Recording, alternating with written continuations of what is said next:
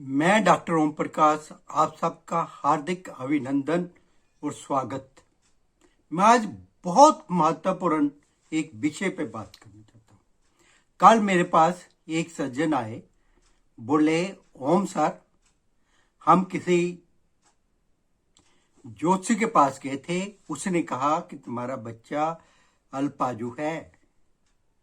तो वो बेचारे कितने परेशान होंगे, उनकी मानसिकता कैसी होगी, आप समझ सकते हैं। मैं अपने सभी जो मेरे बंधु एस्ट्रोलॉजी से जुड़े हुए हैं, कभी भी किसी के लिए ऐसा शब्द इस्तेमाल ना करें। अल्पाजू, मध्यम आजू, ये शब्द इस्तेमाल ना करें। कितना हर्ट होता है वो इंसान, उस इंसान के माँ बाप जिन्हें हम ये कहते हैं। हम ज्योतिष में आजू के बारे में कैसे जाने, ये एक बड़ा लंबा चौड़ा विषय है। मैं चाहता हूं मैं इसमें अपनी जितनी मेरे को भोले बाबा ने जानकारी दी है, इस सब की नॉलेज आपके लिए रखो। जब हम कुंडली की बात करते हैं, सबसे पहले हम देखते हैं सूर्य ग्रह यदि नीच है, मेलेफिक पैक्स में है, वो जातक कहते हैं कि अल्पाजू होगा। लेकिन यदि जहां पर सूर्य बैठा हुआ है उसमें बृहस्पति या शुक्र की नजर है, तो वे इस दोष को खत्म कर देगी। नेक्स्ट है चंद्रमा। यदि जातक का चंद्रमा नीच है, मेलेफिक पैक्स में है, तनाव के कारण उसके आजू को अफेक्ट करेगा। लेकिन यही चंद्रमा केंद्र में है, कोण त्रिकोण में है, जहां इसमें बृहस्पति की नजर पड़ रही है, तो डेफिनेटली जातक दीर्घायु होगा। इसके अलावा हम देखते हैं बर्थ चार्ट की कुंडली में लगन और लग्नेश की स्थिति। लगन में नीच ग्रह बैठे हैं तो जातक ऐसा माना जाता है अल्पाजू है। लेकिन यदि लग्नेश फर्स्ट हाउस का लॉर्ड नीच है, जहां 6, 8, 12 में चला गया, तो समझते हैं कि ऐसा जातक भी अल्पाजू तो मध्यम आजू वाला हो सकता है।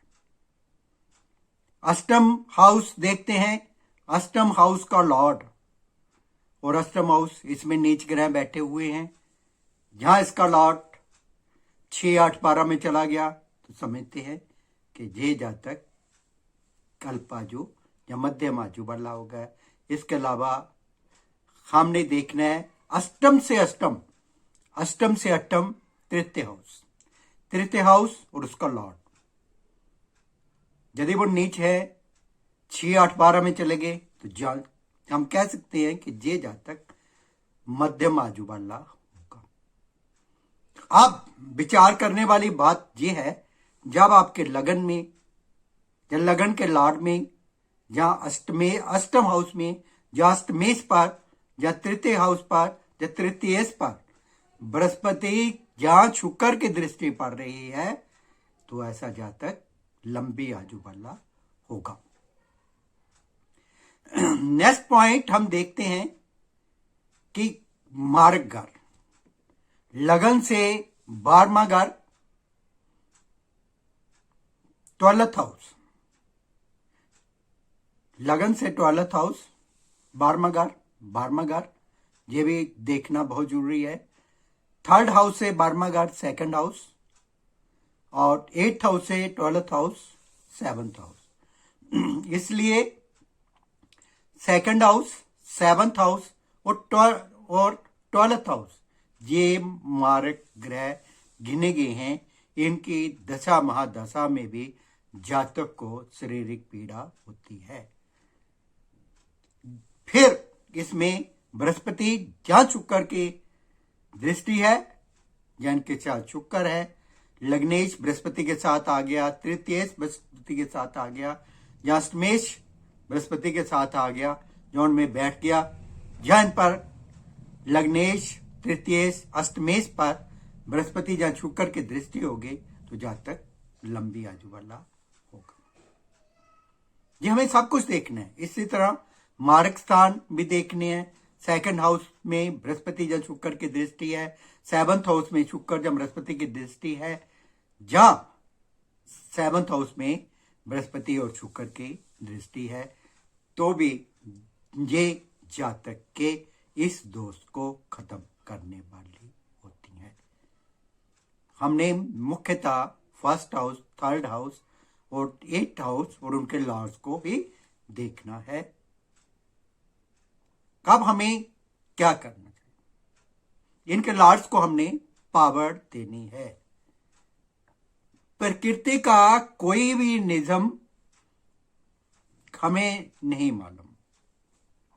प्रकृति स्वतः ही अपने नियम बनाती है और उस पर लागू होते हैं। प्रकृति का नियम कोई नहीं बदल सकता। ये ज्योतिष एक हमें इंडिकेशन देता है। ऐसी भविष्यवाणियां मत करें जिससे किसी को हर्ट हो, किसी के दुख हो। कोई भी मृत्यु का निर्धारण नहीं कर सकता। ये सब प्रकृति के अधीन है। इसलिए किसी के सेंटिमेंट्स को हर्ट मत करो, मत करो ऐसा काम। ये काम पाप है, पाप से बचो। किसी के सेंटिमेंट्स को हर्ट मत करो। ये हमारी आयु उस परम पिता परमात्मा के हाथ में है। इसके अलावा कोई भी इसका ज्ञाता नहीं हो सकता। जय श्री राम।